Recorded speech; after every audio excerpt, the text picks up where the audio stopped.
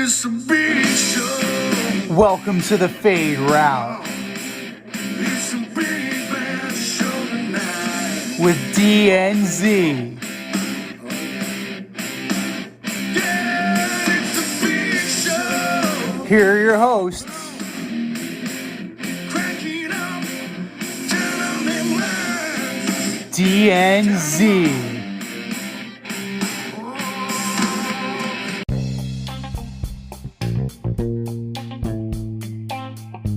Welcome everybody to this week's episode of Fade Route with DNZ. I am Z, and we got a great show planned for you. The Cardinals-Patriots game was ugly.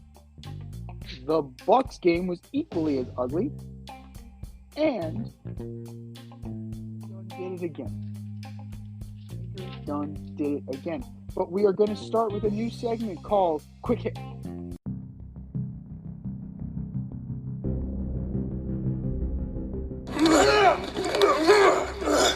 Quick hits.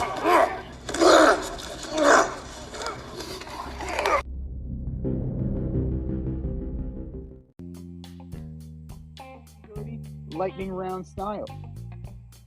News of the day. First and foremost, Carlos Correa, 13-year contract to the San Francisco Giants. No opt-out, no trade clause. 1% of his annual salary goes to charity. Very big of him. Very big of him. Now, my concern is his back. 28, 13-year contract.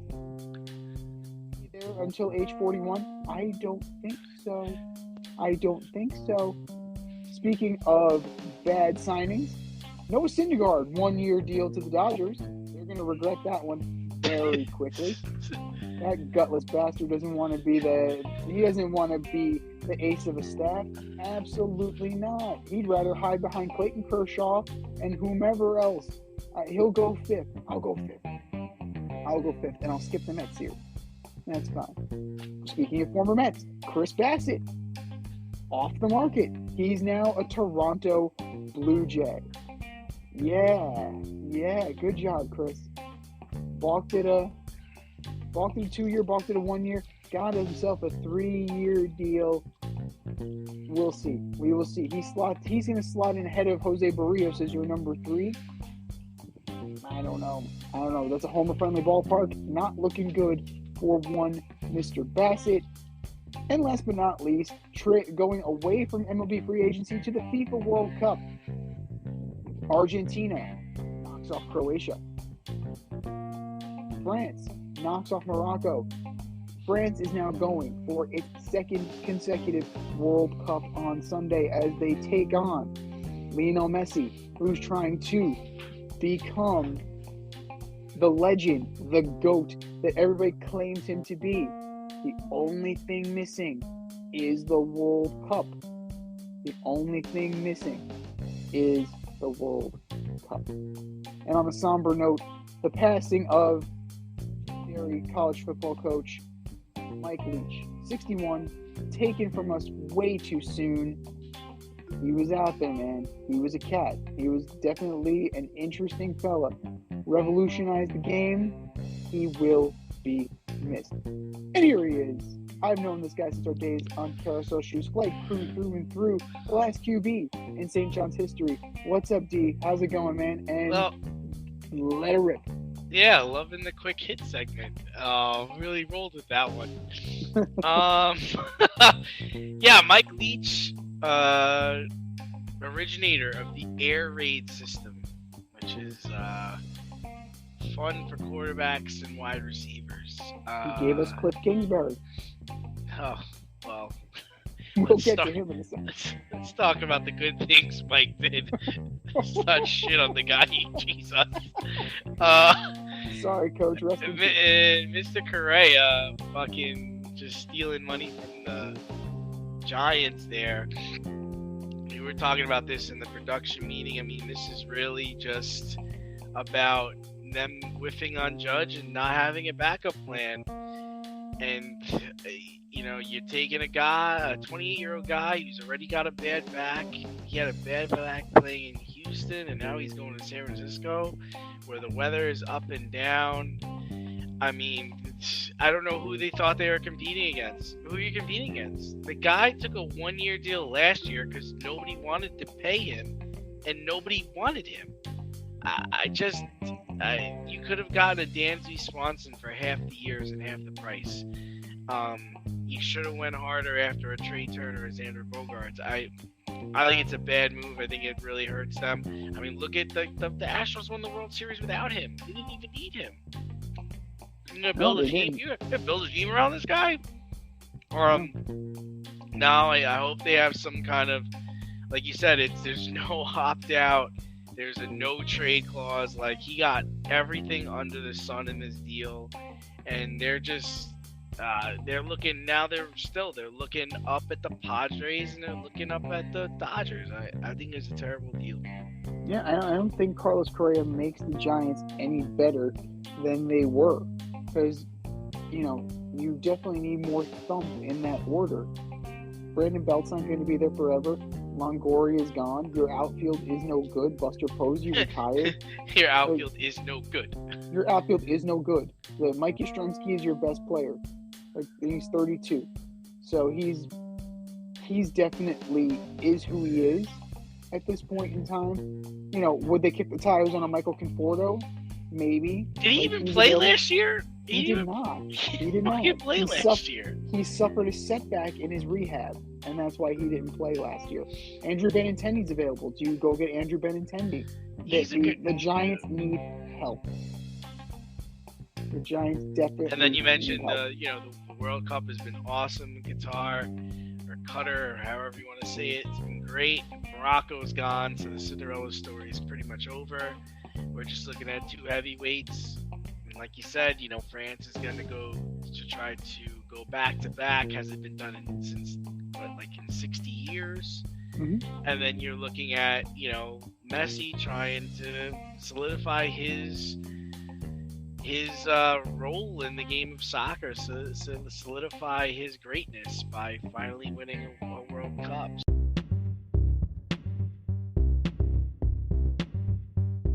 It's time for the Fade In, where we give a nod to the trending sports stories of the week. It's been an interesting week, or it's been an interesting couple of days in sports, but to just start off with some, you start off with some more bad news for the Cardinals.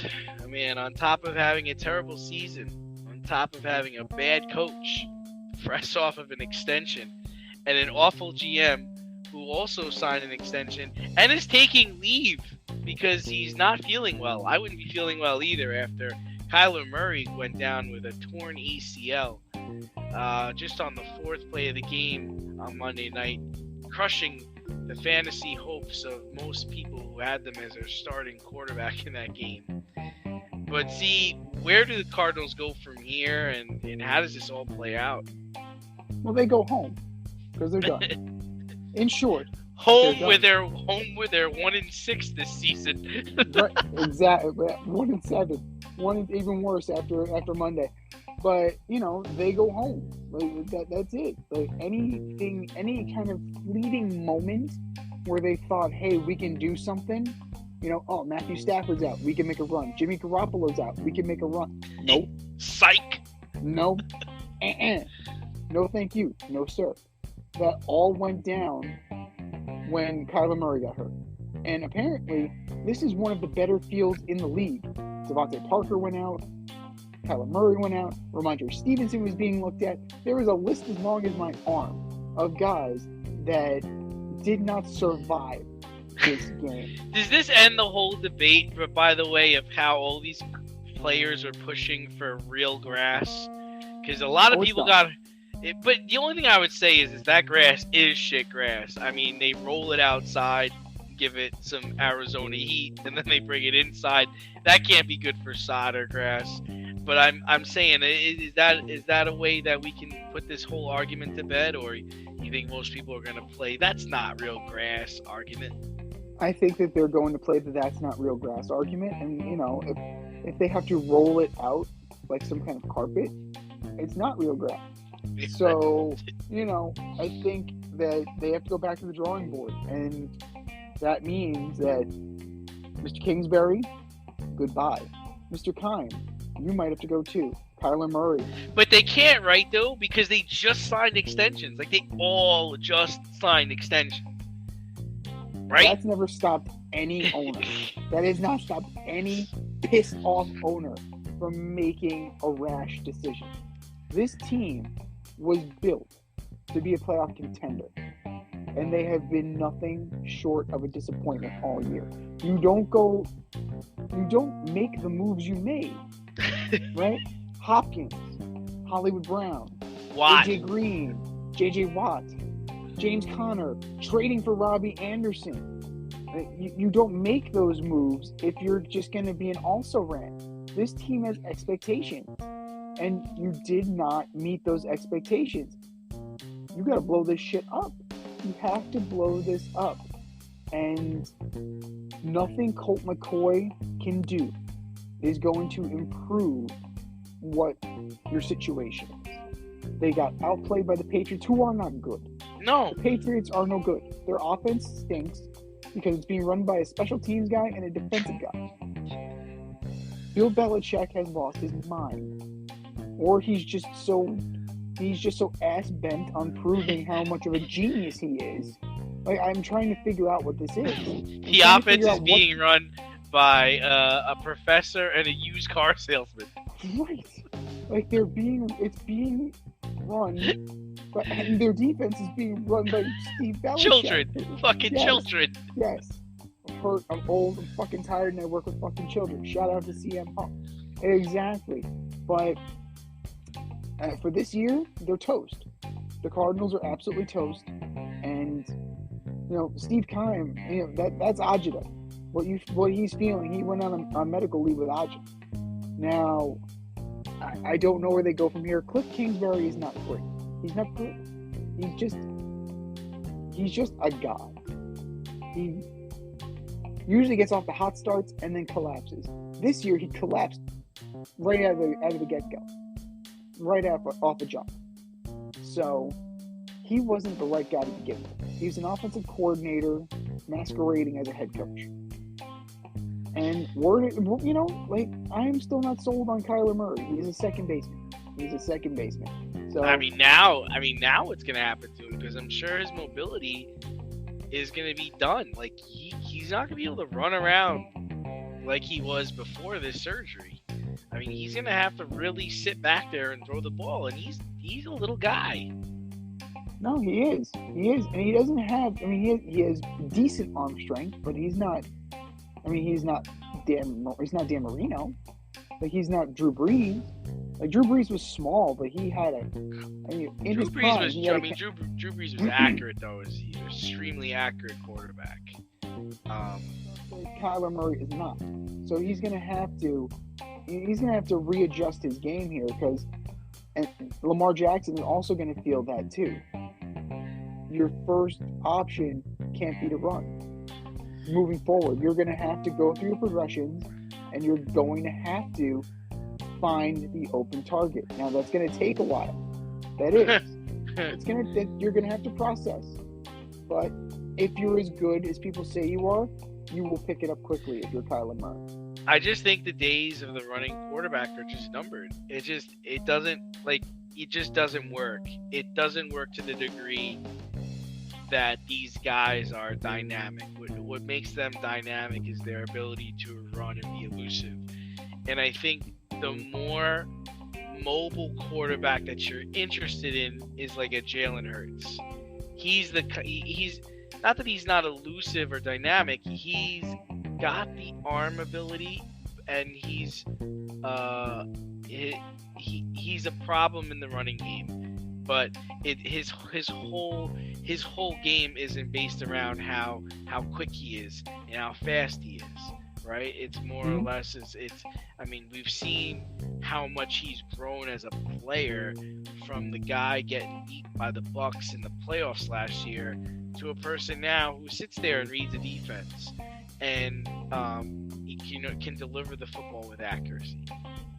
Absolutely. Jalen Hurts has made huge strides. Tua has made huge strides. He's struggling now, but there was legitimate conversation that Tua was in the MVP conversation. So, I don't know. well, I don't know who we'll you were. get. I'm not sure who you were talking to by the water cooler, but I don't know. That seems a little out there. I mean, he's good. He was 10 for 28 last week, and he missed some games and the whole head injury thing. I don't know. He had I'm big more. ears and ran out the back of the end zone. Yeah, but we're talking about how terrible the Cardinals are, but hey, let's give some respect to the Patriots. They did win the game. The Dolphins lost this past weekend, and the Jets lost this past weekend. So the Patriots are now eyeing up that final playoff spot. Now, assuming the Bills win the East, right? I think we're both on board with the Bills winning the East. What other AFC teams do you have faith in? It's hard to say, right?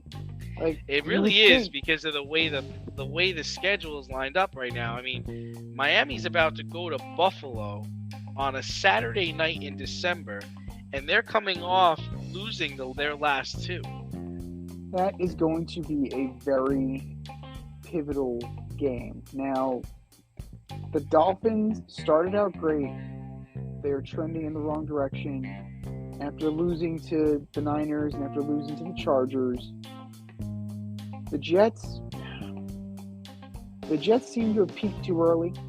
Oh, stop. Yeah. Stop. There's never a peak, see? There's never a peak. What peak? What? They peaked when their quarterback threw the whole team under the bus? Is that the peak you're talking about?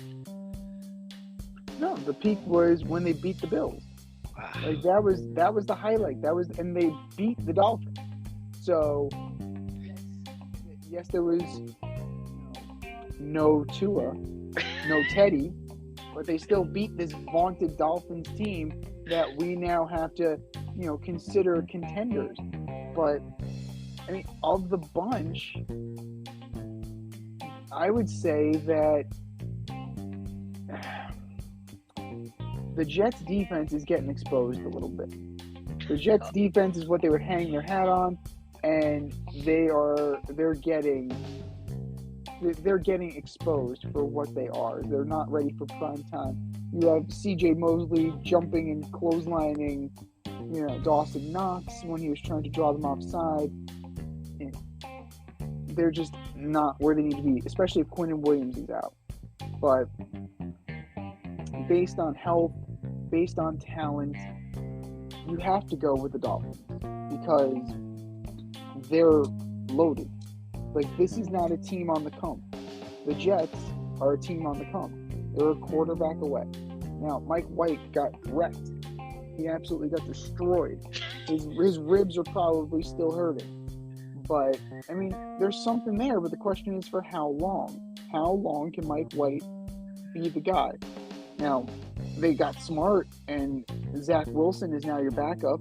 Flacco is, Joe is pretty much done. And Joe and his 6 kids can kind of, go do what he needs to do. But even with the recent run of, bad play and kind of just lackluster play, I would still say that the Dolphins are in more the catbird seat because even after the Bills, they get the Packers on Christmas. The Packers they're no good. You have the Patriots and potentially a showdown with the Jets for a playoff spot on January 8th. So by January 8th, there may be nothing to play for. We'll see. But schedule favors them. Roster favors them. It's hard not to think that the Dolphins are your second tier in the AFC East. Yeah, to me, I'm going to go with the Patriots. And the reason is their defense. I know it's run by children, but their defensive players and their scheme is quite effective. And they play they play Vegas this Sunday. Then they play the Bengals at home. And the last game is the Dolphins at home. So they are very much in control of their destiny. Like I said, we both agree Buffalo is superior. To me, the Dolphins, I think they came out the gates, and nobody expected them to be as explosive as they were. And I think what's hurt them is their schedule. Their schedule's just been brutal. I mean, they stayed in California last week, because they played the they played the Chargers. But the week before that, they played the 49ers. So they were away from their wives, their children, their families for 2 weeks. Stayed on the coast, and now they got to go up to Buffalo in December, man, at night. Man, that's tough. So, and then they finish up with New England, in December, which is still going to probably January, which is still going to be really cold. And I don't like their chances in those games. As far as the Jets are concerned, the Jets are a circus. The Jets are a fucking circus. They're raising Zach Wilson to the number 2 this week. Why? Do you see Salah's press conference? Oh, he's showing that he's taking practice seriously and he's holding himself accountable. He's on a regimen. He's a fucking adult. Why wouldn't he? Why are we giving him credit for this? This is the reason why he's moving to number 2, and he's playing really well against our defense. God, I hope so. It's fucking practice. Like, what do you mean? Like, he was the number 2 pick in the draft. Why are you giving him credit for stuff that he should be doing? And I just don't think these are reasons to move him up to number 2. And the reason why I say this, Z, is because Mike White has 2 rib fractures. So if he gets hit the wrong way or falls the wrong way, he's got to come out of the game again. So now Zach Wilson's going to go in. Like, why are you creating this fiasco if you don't want the fiasco? Why did 2 inches away from being Tony Romo? But why did Zach Wilson was in street clothes for like the last 2 or 3 games, but now in a situation where you're really gonna need your number 2 quarterback, now he comes up, now he dresses? It just doesn't make sense to me. Like, I just wish they would just say what's going on. They're not. They're beating around the bush and they're not being honest with us. Well, they want to get a return on their investment. They invested a number 2 pick in him, and they really want to. But, what scares me about the Dolphins, what scares me with the Jets, is that now's the time it's getting cold. You're going into cold weather environments, and you need to run the ball, right? You're going to need to run the ball. Another one, James Robinson, inactive again. I don't understand the trade then. I really don't understand the point of the trade. I mean, it seemed like a panic because Breece Hall got hurt. And guess who? Guess who the leader in rushing yards is for the Jets? Still Breece Hall. So, but the other part is that I was like, how you're evaluating talent. If you knew you had this guy Bam Knight since training camp, why are you going out and trading for James Robinson? Like, do you not know the players and the talent you have on your team? The guy can't. He's not good enough to dress. He can't even put on a helmet. And with the injury to Etienne, he'd be playing right now in Jacksonville. Yeah. I feel bad for him. But then, Michael Carter's moving his way down the pecking order anyway. So if Bam Knight is the guy, and he certainly is playing like he wants to be the guy, he'll definitely inject some life into this rushing game, which is 20th in the league. They need to do something. One of the few teams that's actually worse than them is the Dolphins. With the mobile Tua and the old San Francisco 49ers backfield. Like, that was McDaniel's move. Let me go get Mostert. Let me go get Wilson. They know my offense. Then they should be better than 29th in the league in rushing. Yeah. They should be a hell of a lot better than 29th in the league in fucking rushing. Yeah. Right. Their rushing game is almost irrelevant. And I thought that was going to be what they were going to dominate in, really. I thought they were going to be a heavy run team, and they were going to be able to go over the top to Waddle or Hill whenever they wanted, and it's been the opposite, right? They've been a passing team. I think both their receivers are top 5 in yards this year. That's nuts. Yeah, no, they've really been moving the ball. And Tyreek Hill, that crazy stat. Tyreek Hill already has the single season receiving yards record for the Dolphins. Right. He has not even finished his first season. Yeah, that's nuts. Record setting.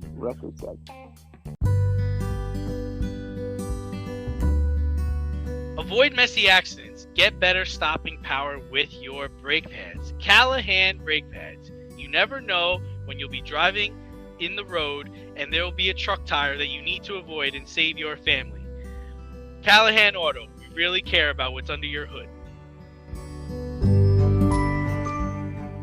But speaking of records, the Bucs and Tom Brady took a blow to their record, losing 35-7 to Mr. Irrelevant Brock Purdy and the San Francisco 49ers. After the game, Trey Greenlaw asked Tom to sign the ball that Greenlaw intercepted during the game. Brady was a little irritated, but, played it off, made the autograph, and he tried to be a good sport about it, but is it a low blow to ask the guy you picked off for an autograph after the game, or what? It's tough, right? It's tough because it's Tom Brady. It's like Greenlaw was saying. He's like, dude, I've been watching you since I was 2. Like, I never thought I'd get to play against you, right? At the same time, you got it. I think there's a better way to go about it. I think he would have been better off saying after the game, being like, hey, Tom, listen, I'm going to send a ball over to the locker room. If you could sign it for me, I'd appreciate it. Like, that would have been the better way to go about it than to bring the ball to Tom after you just blew him out 35-7. Like, yo, can you sign this? I just think there's a professional way to do it. Now, I think it would also be different if you lost. Like, if the 49ers lost, like if the Bucs beat the 49ers, then I think it's okay. You can go up to him and say, hey, man, can you sign this?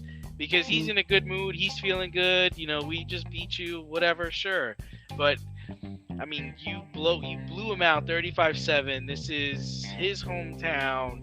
You're playing on his home team. They're having a really tough year, and he's not trying to deal with a fanboy right after the game. No, he's not. It did have a little bit of "you mad, bro" from Richard Sherman. There's a little bit of that, and the only difference is that Brady was chirping at Sherman during the game, and that's why Sherman went back at him. But there was definitely that element to it of like little post game. Let's tweak Tom a little bit, but it was in good nature. Should he have done it then? Probably not. I'm in agreement with you on that. There's a time and place for everything. You do it where the cameras aren't, and I think that would enhance your reputation on that. But let's talk about this NFC South for a second here. Like, nobody wants it. Nobody wants to win. Nobody wants it. You have the Bucs at 6-7. Desmond Ridder is going to start for the Falcons. Benching Mariota, but it's a performance-based. Well, hold on. I thought he's going on IR, right? Isn't he going on IR? He's got knee surgery. He's out. Yeah, but they're also saying that it's performance-based for Desmond Ridder. So, like, either he's the guy or he's not the guy. It's either he's the guy or the practice squad quarterback you had to call up as the guy. I mean, they're 5-8. They're what, 2 games back? Yeah. He's not doing that bad of a job. The Saints and Andrew Dalton, they're doing their thing, and the Panthers, they got rid of everybody, including Matt Rule, and somehow they're surging. They're in second. With Sam Darnold under center. So, this is the Bucs division to win. This is the Bucs. This is what they. This is what. So they you got the Bucs winning the division. They have to. They are far and away more talented than any other of those teams. They just seem stale. They just seem stale. They just seem like their offense is just so stale, and their defense is all of a sudden like so beatable. You might think I'm crazy, but I think the best team in this division is actually the Saints, because I think the Saints actually have the best defense. out of all these teams. The problem with the Saints is their offense is so inconsistent. For some godforsaken reason, they want Andrew Dalton to play quarterback and not Jameis Winston. And they stop throwing the ball to Kamara out of the backfield, and they're just looking for Chris Olave. Like, their offense is just a shit offense. Meanwhile, it underscores coaching, right? Bruce Arians is gone. Todd Bowles is in. The Buccaneers suck. Sean Payton is out. Dennis Allen is in. The Saints are inconsistent. Matt Rule is out. Steve Wilkes is in. All of a sudden, the Panthers are surging. The only constant is Arthur Smith. Yay! So wait, you're trying to. I mean, yeah, I get what you're saying. Bruce Arians is gone, but the offensive coordinator is still Byron Leftwich. Brady is still making the decisions there. I don't know if that's so much the story for the Bucs. It's just a stale offense. Like they drop the ball. Like he sails passes. He underthrows people. People run the wrong routes. It's the same fucking story. They don't have a tight end. Now the defense sucks too. The defense losing to Brock Purdy. Seriously? After they rocked his shit on the first play of the game, like he got lit up on the first play of the game. Dude comes back and scores 3 touchdowns against them, like with no problem. No, the kid was poised. The kid was amazingly poised. I mean, we had them dead in the water. I'm pretty sure we both picked the Bucs last weekend. No, I picked the Niners. Oh, you did? I took the Niners on the strength of their defense and on the strength of their running game. And you know what? He's not going to, if Purdy has to throw more than 20 times, like he threw 21 times, 16 to 21, 185, 2 touchdowns. If he has to do what Tom Brady did, the Niners are in trouble because Brady went 34 for 55 for 253. Like, he was getting straight blown out. But the Niners defense is so far and away the best defense, at least in the NFC. I will couch that by saying it's the best in the NFC. And this kid was playing scout team against them. And you know what? I believe in Fred Warner when he says that. This guy went toe-to-toe with the best defense, and he held his own. So if he can do it in practice, then he can hold up against lesser defenses. And you know what? He looked poised. The balls looked good. He got the ball out quickly. His ball looked good. His balls look good. His balls look good. Good. They were where they needed to be. They were plentiful. They were plentiful. The scoring was plentiful. Absolutely. I don't know. I don't think he could go into a Philadelphia. I don't think he can go into a playoff game and win. I think and there's no tape on him yet. I think there'll be tape on him now. There's a reason why he was like the last pick in the draft. I do believe in the San Francisco 49ers defense. I think they're wild. I think they're, really, really, their scheme is amazing. But in today's NFL, you need a quarterback. And I don't know if he could be that guy when it counts. We don't know, because you know what? People didn't think Tom Brady could have been the quarterback either. It was a 6th-round draft pick. He wasn't. So, he wasn't until year 3 or 4 when it was like, oh wow, you can really throw the ball. He wasn't until he had to be. Kurt Warner wasn't until he had to be. So if Kyle Shanahan can unleash this kid, because Kyle Shanahan is very good at what he does. He maximizes what you're good at and minimizes what you're bad at. And he is going to definitely, he's going to be a factor. Coaching is definitely a factor, and Brock Purdy has a good one in Kyle Shanahan.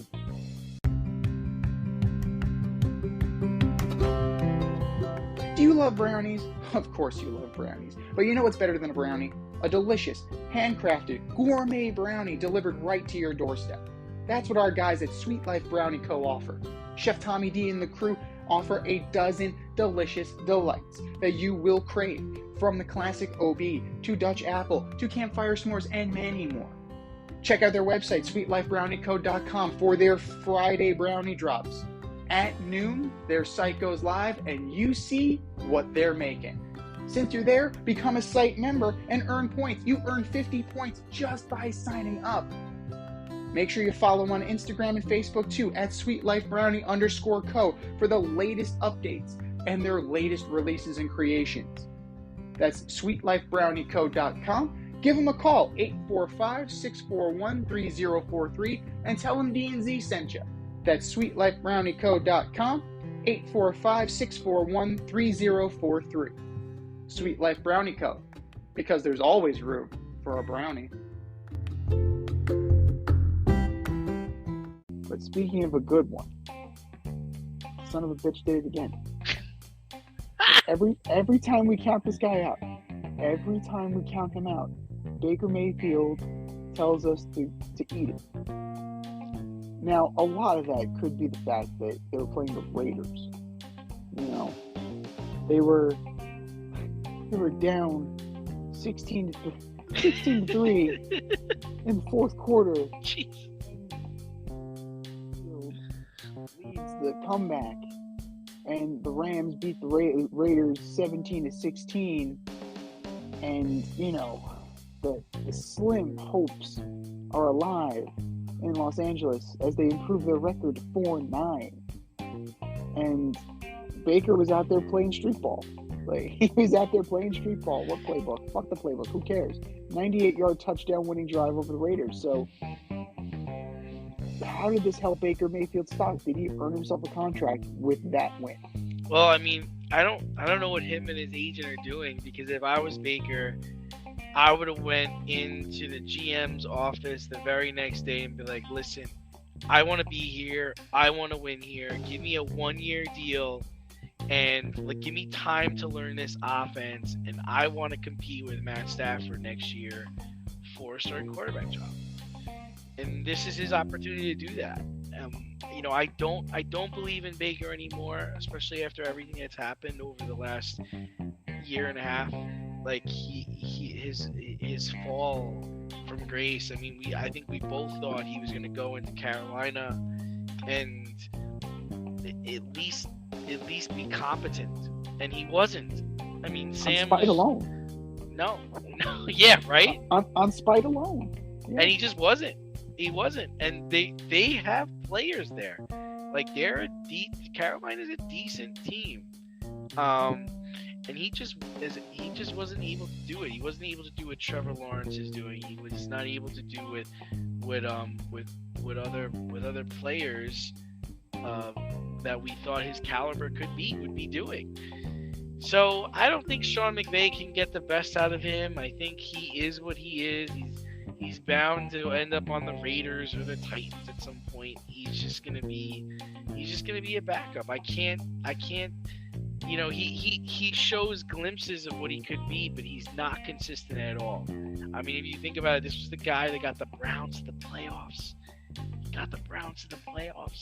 They had a lead on the Chiefs. Then he gets cut and nobody picks him up. Doesn't clear weight. He cleared a whole bunch of teams before he finally got cleaned by the Rams.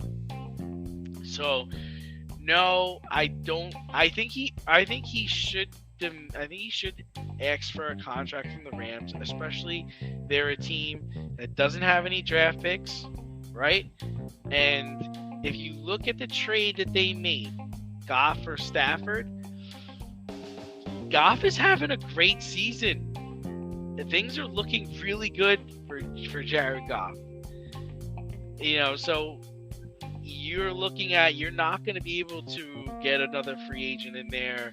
Matt Stafford's your guy. You're not going to get like a top 10 or top 15 pick anytime soon. So Baker Mayfield may be that option. I mean, he's worth a flyer on just the same way he was worth a flyer on before. Matthew Stafford is injury prone. He was injured in Detroit, but he played through it. Why, I don't know. But you need a veteran backup in this league. John Wolford, I don't think he's not the kind of guy who gets you where you need to go. Baker Mayfield The flashes are there. He is, when he's on, he is dangerous. He is a dual threat quarterback.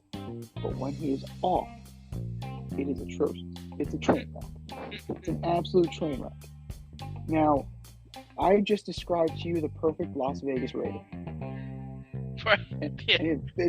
you said it first. You absolutely said it. Like the way you described him sounds like a Raider already.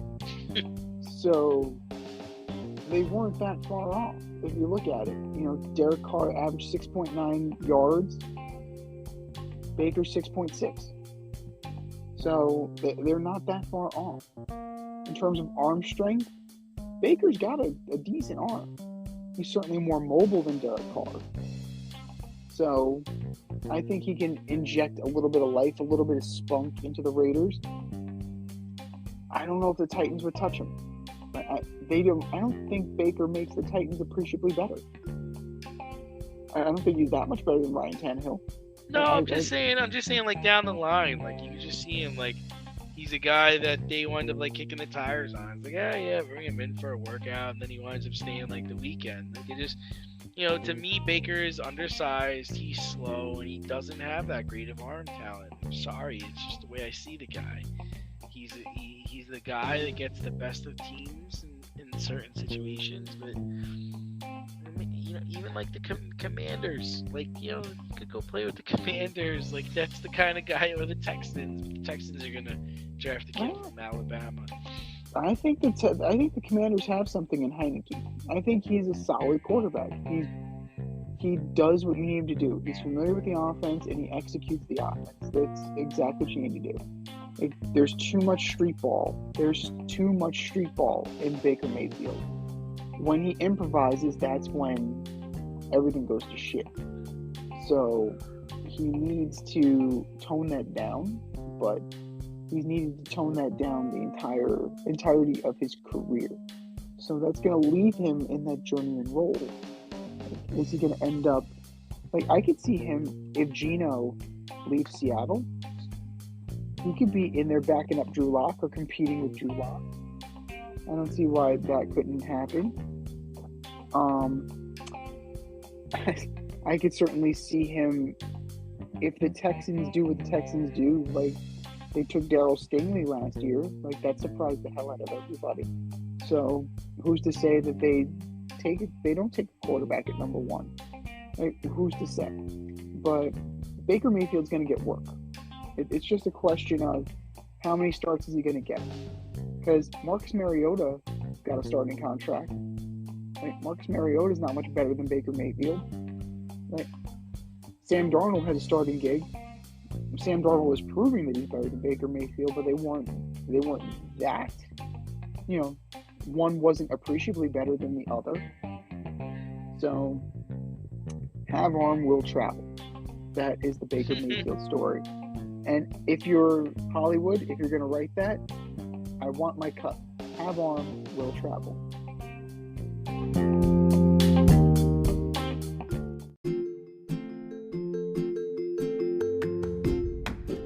You can't help but smile when you see a balloon. The simplest occasion is a party. Westchester Pop Stars, located in New Rochelle, New York, offers balloon styling and decor for all life's events. Birthdays, anniversaries, weddings, showers, school and corporate events, store openings, or just because. Westchester Pop Stars takes balloons and shapes them into works of art, creating decorative installations for your special occasions.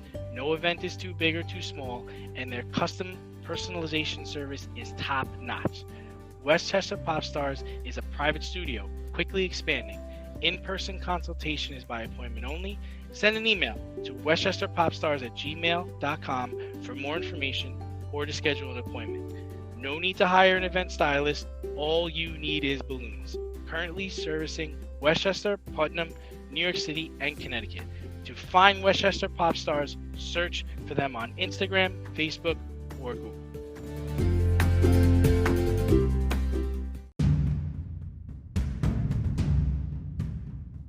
More or less?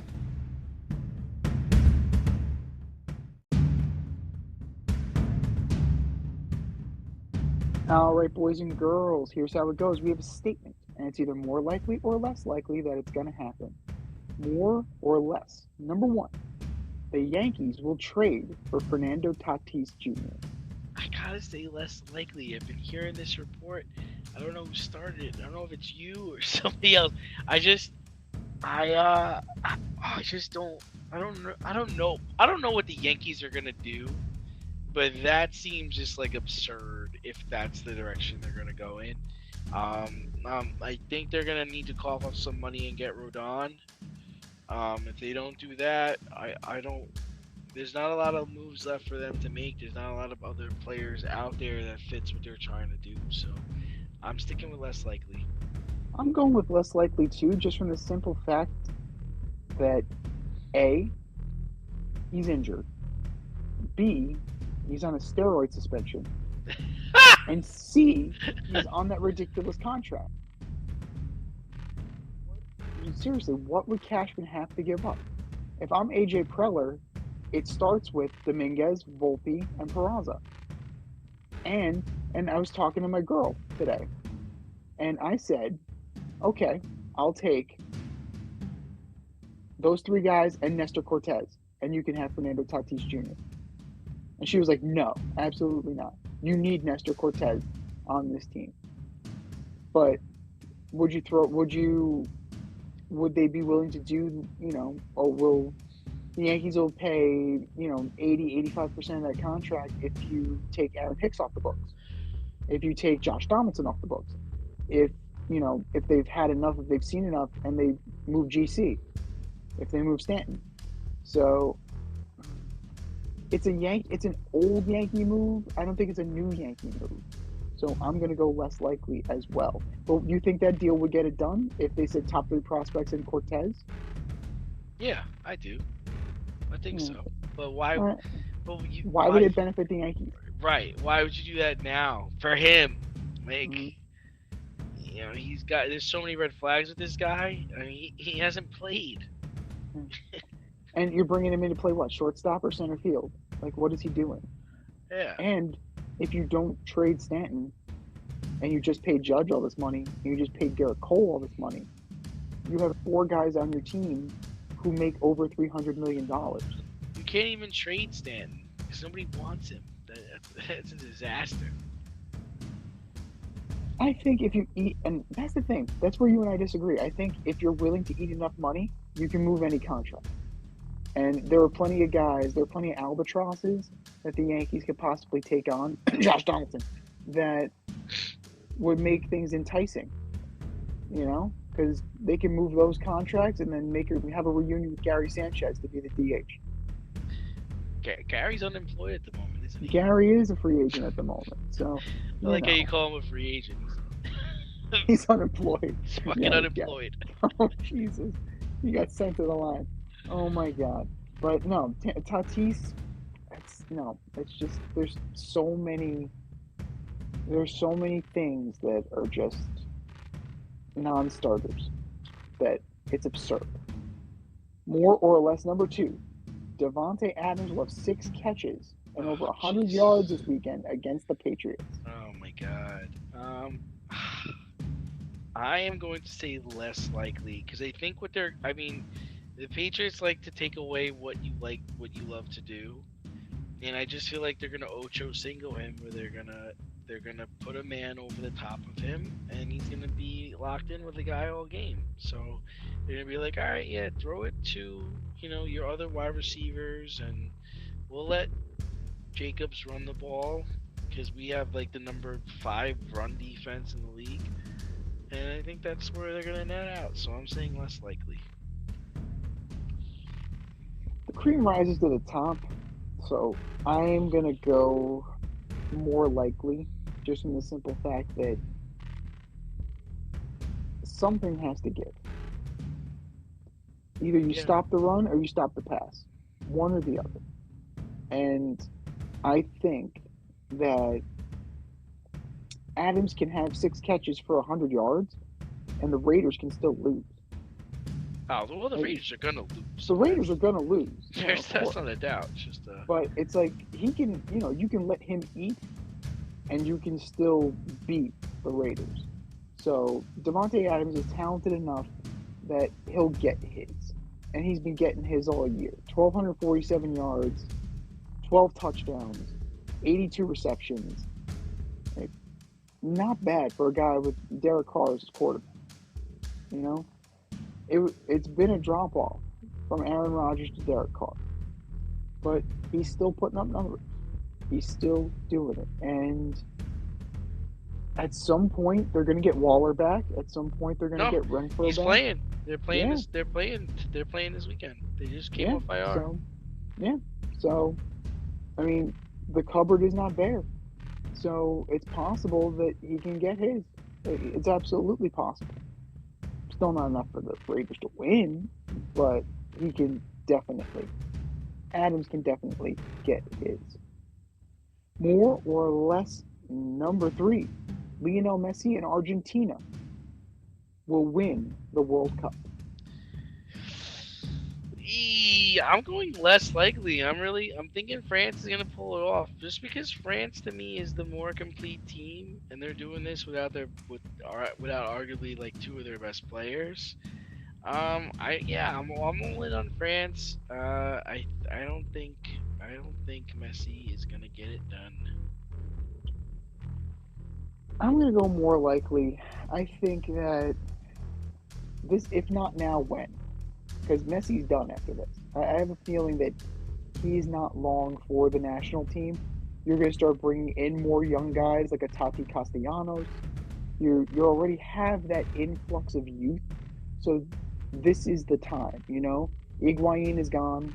Di Maria is going to go out the door with Messi. Like, he's got to make it happen. And the one thing that Messi does, and does well, is he's a distributor. He's out there like a point guard. Yes, he's walking the majority of the game, conserving his energy, but when he gets the ball, that quick twitch, he's very good at that. And he puts the ball in spaces where his teammates can get it. And then, by the grace of God, he gets the penalty kick, and he shot. But France is very good. They're going to give Argentina a run for their money, and it'll most likely go to PK. I have this feeling right now that it's going to be 1-1 in PK, and Argentina will pull it out in penalties. But if he makes the move to MLS, he's going to close out his career. Like, that signals that he's winding it down when he's going to Inter Miami. So for me, like, this is it. This is where the rubber meets the road, and this is where Messi gets it done. A bonus, more or less, number 4. The LA Clippers are going to be a problem this year. Yeah, I'm gonna say it's more likely. You know, I think the West is up for grabs. We saw how the Jazz got up to a hot start and were really giving teams a problem. We're unbeatable, and the Clippers are working on getting healthy still. They're also an extremely deep team. You know, their second unit is probably got the best second unit in the league when it comes to depth. So I'm going to say more likely. It's more likely as well from the standpoint of the depth, but what do they have that other teams don't? A superstar that plays defense. When Kawhi Leonard is out there, he is a defensive stopper, in addition to being a very good to great player on a nightly basis. Now, they're stacked. Right? You have John Wall, you have Reggie Jackson, Covington, you have Nicholas Batum, PG-13. I mean, come on now. Like, this team is loaded for bear. And even so, they're still only 16-13. So all you have to do is hang around. hang around, stay healthy, get whole, get hot, and you'll be fine. They're averaging 107.9, right? So they're scoring. They're definitely doing enough on there. And Paul George is averaging close to 24 points a game. So that's pretty impressive. That guy. Yeah. So now it's not the playoffs. Like, we're not even remotely close to the playoffs yet. So, Paul George, slow your roll. But all they have to do, all the Clippers have to do is stay close. Because who's really out there right now? The Warriors are not. They're not. The Lakers aren't. What, the Pelicans? You're scared of the Pelicans? You're scared of the Grizzlies? The Grizzlies might stay. They might stick around. Are you concerned with the Denver Nuggets? They're due for another injury. Like the Blazers, the Kings. Like, it's about time the Sacramento Kings are good. They've sucked for 20 years? It's about fucking time that the Sacramento Kings are good. But I don't think that I don't think that any of those teams that I just mentioned are as deep or as good as the Clippers. Right now, they're in the mix with the Jazz, the Mavericks, and the Warriors. Of those four, the way teams are playing right now, I don't see why the Clippers wouldn't advance. I don't see why they wouldn't be one of those teams that advance. But all they have to do is get whole and get hot at the right time, and they can definitely surge upward in the Western Conference standings. Need some last-minute fantasy football advice? Then the boys at the Fade Route have you covered. Tune in every NFL Sunday to Red Light, Green Light 1, 2, 3 with DNZ. D and I give you our top 1, 2, 3 fantasy starts, or green light, and fantasy sits, or red light. That's Red Light, Green Light 1, 2, 3 every NFL Sunday during the season. You can find us on Apple Podcasts, Spotify, and wherever you get the Fade Route. That's Red Light, Green Light 1, 2, 3 with DNZ. Every NFL Sunday during the season.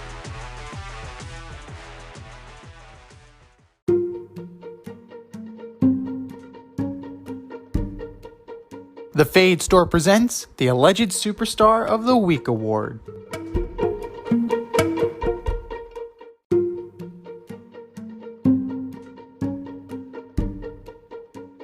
All right, boys and girls, you know what time it is. It's time for the Alleged Superstar of the Week. You know how it goes.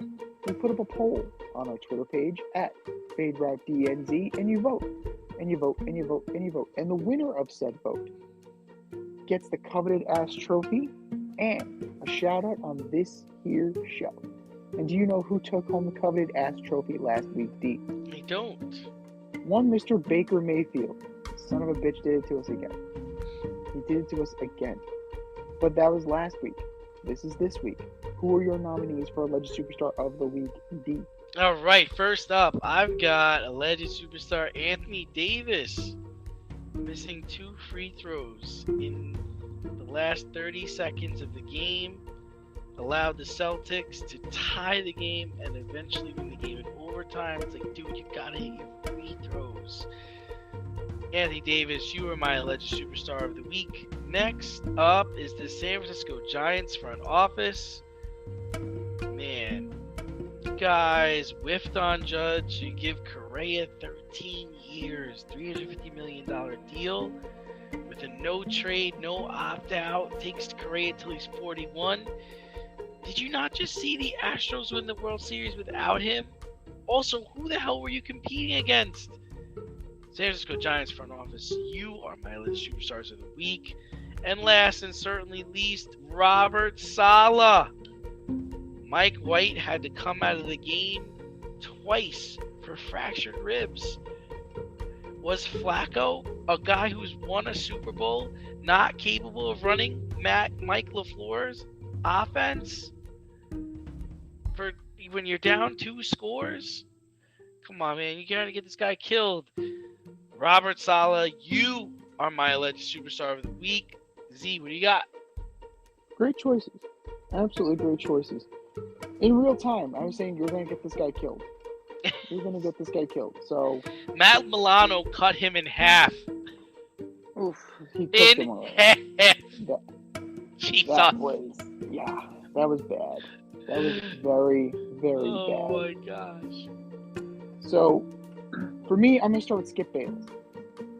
For his Yeah. comments on his show, Undisputed with Skip and Shannon, where he went a little too far with Shannon Sharp and somehow made it a personal attack on Shannon Sharp, saying that Tom Brady was better than Shannon Sharp was. How the hell are we comparing a tight end with a quarterback? First and foremost, that's not even the dumbest thing Skip Bayless has said.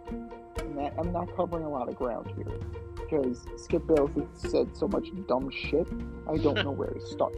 So there's that. And number two, the way he dismissively told Shannon Sharp to put his glasses back on was completely disrespectful. And note to Skip, disrespecting your co-host for disrespecting Tom Brady is not cool. In fact, it's pretty goddamn stupid. Skip Bayless, you are my alleged superstar of the week. Gio Reyna,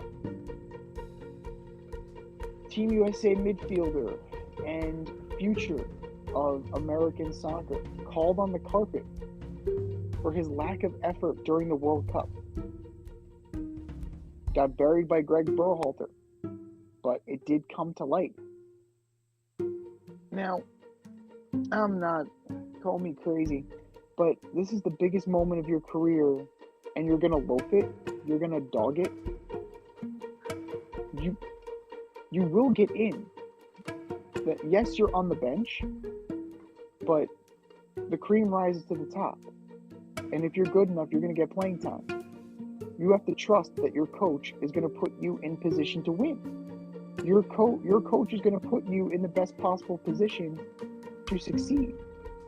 And you cannot check out the way Gio Reyna did. On the world stage, Gio Reyna, you are my alleged superstar of the week. And last but not least, Cristiano Ronaldo. He's on again as the spiral continues. Not starting in a World Cup quarterfinal, crying his eyes out after they lost, training alone at Real Madrid. This guy, well, what more can you say about him? Right? He signed with a Saudi team. It's all about the money at this point. I'm still convinced that if a team gave him a penny more in the MLS, he would come, just to say he got here before Messi did. The hairspray goal, it's all about him. It's all about him. Whereas guys like Messi, it's about the team. Cristiano Ronaldo, CR7. You are my alleged superstar of the week. We said our piece. Go to our Twitter page and vote, and vote, and vote, and vote. And for our nominees,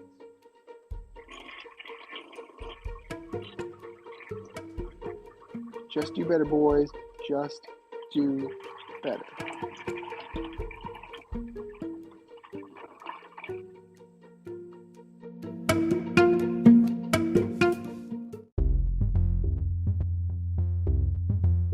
Are you in need of air care maintenance or service? I have the company for you. Air Care Technicians. They service the Westchester and Northern Bronx area and can help you with all your heating and cooling, maintenance, and service needs.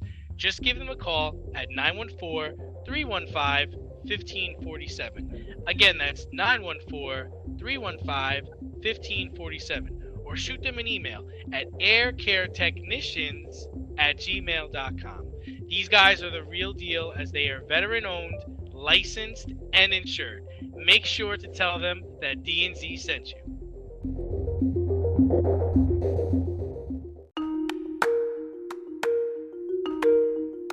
Let's run the option and give you our picks for the week.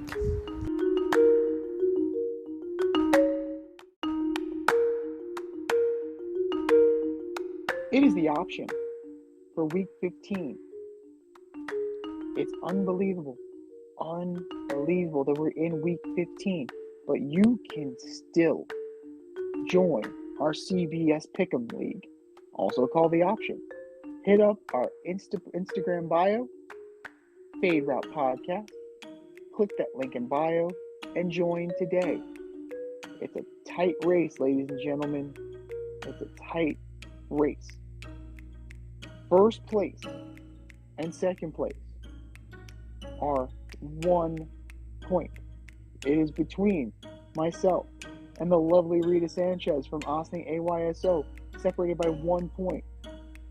D and Foxy are right behind, 2 points behind. And Zach is still coming on strong. He's going to catch us.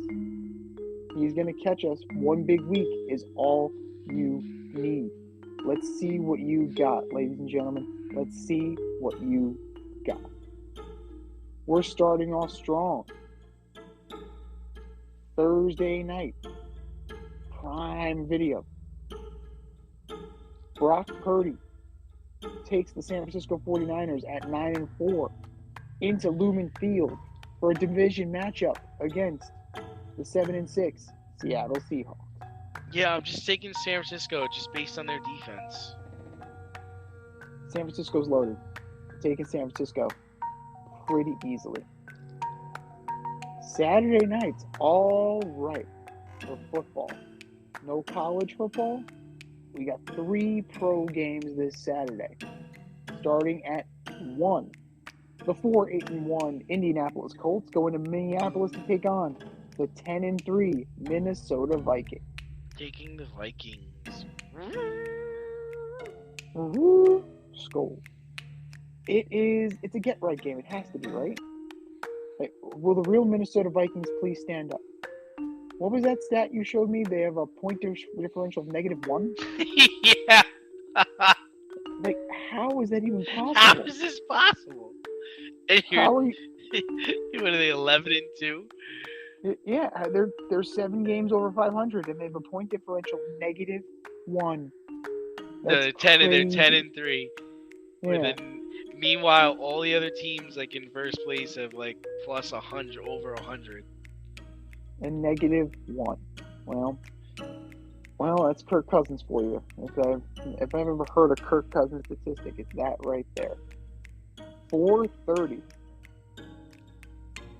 Baltimore Ravens go into Cleveland to take on the 5-8 Cleveland Browns. I've flip-flops on this a couple of times, but I'm gonna go with the Browns. Who's under center for the Ravens this week? That'll influence my issue. Hutley. Oh, he is. I Yeah. thought he was injured. But that kid Brown, he actually led the team to victory. So, I don't know. Something's going on. But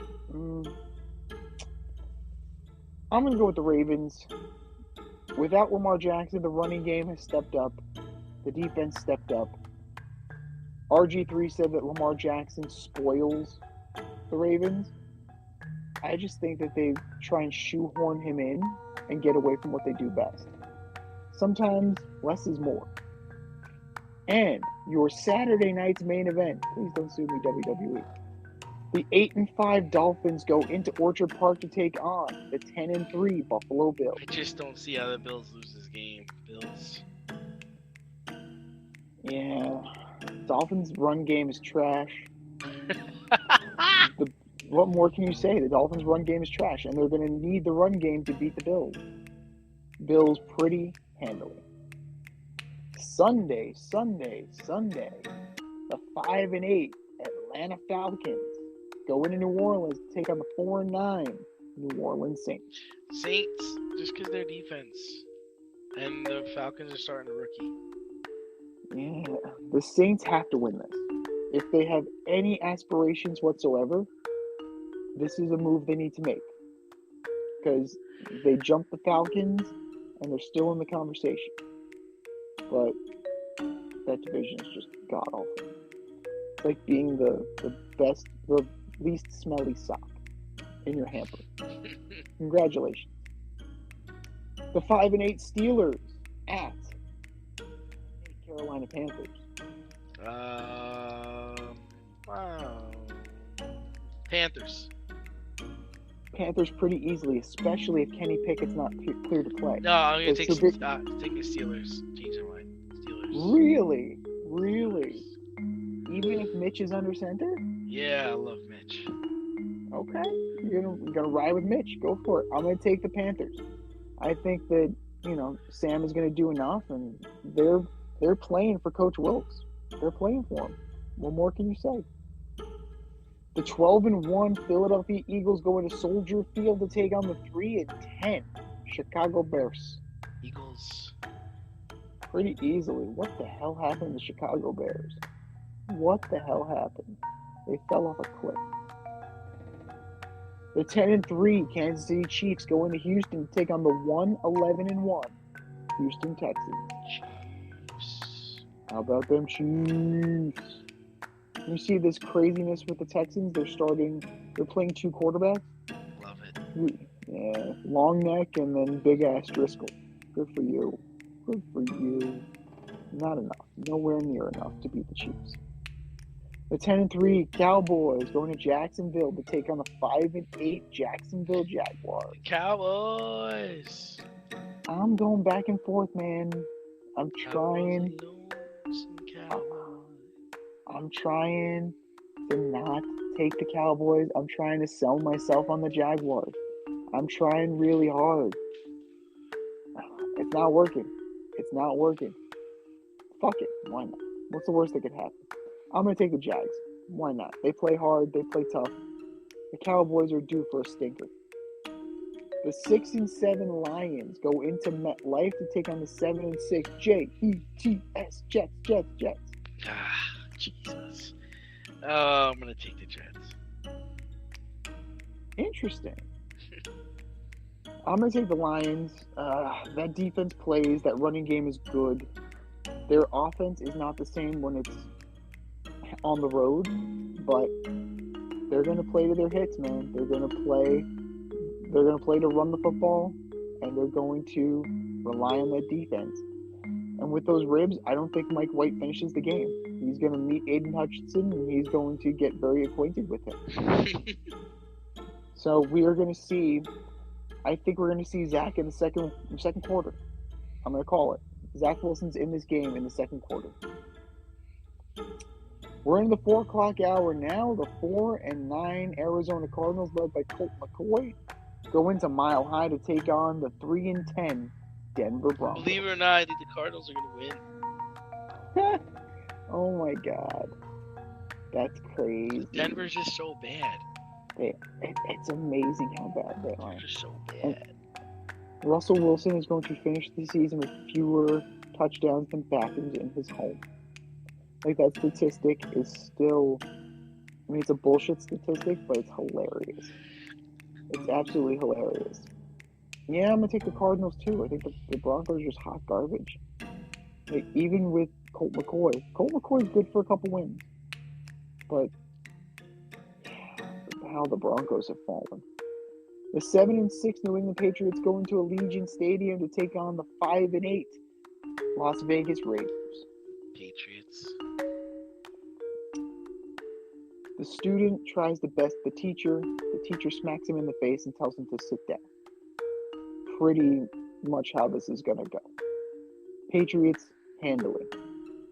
The 7-6 Titans go into SoFi to take on the 7-6 Los Angeles Chargers. Chargers. These are two teams you can't trust. He's straight up. Like, when you think the Titans are going to do well, they shit the bed. When you think the Chargers are going to do well, Brandon Staley does something stupid.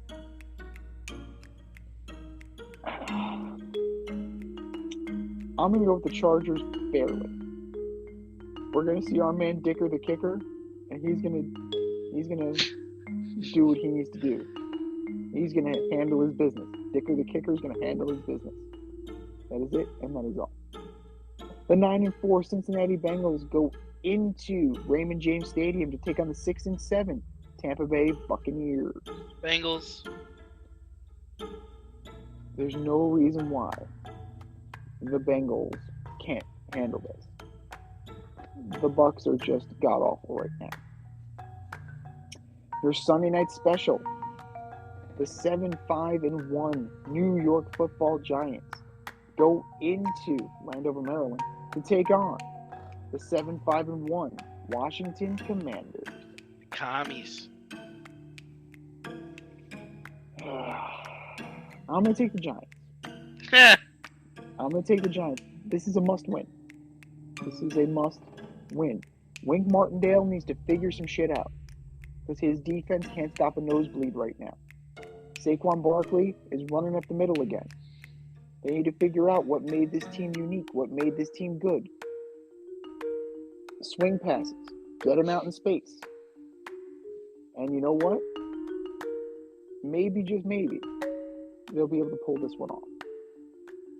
Your Monday night delight, the 4-9 Baker Mayfield-led Rams go into Lambeau to take on the 5-8 Green Bay Packers. Packers. Yeah, it's got to be. It absolutely has to be. Have there been two more disappointing teams? Probably not. And you want to throw the Bucs in there too, but the Bucs have better records than both of these guys. So I'm gonna go with the Packers narrowly.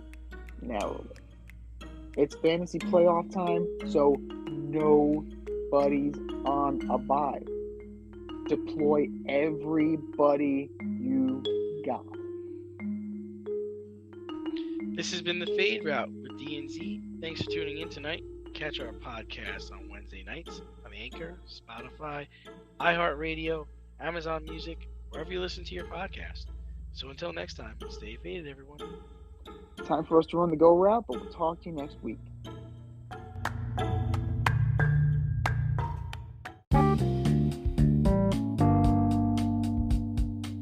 Want to get on the action? We want to hear from you. Hit us up, faderoutemail@gmail.com. Slide in our DMs on IG at Fade Route Podcast. Drop us a DM on Twitter at FadeRouteDNZ. Comment on our YouTube channel, The Fade Route with DNZ. Questions, comments, picks, segment suggestions, you name it, we want to hear from you. Get at us, in crowd.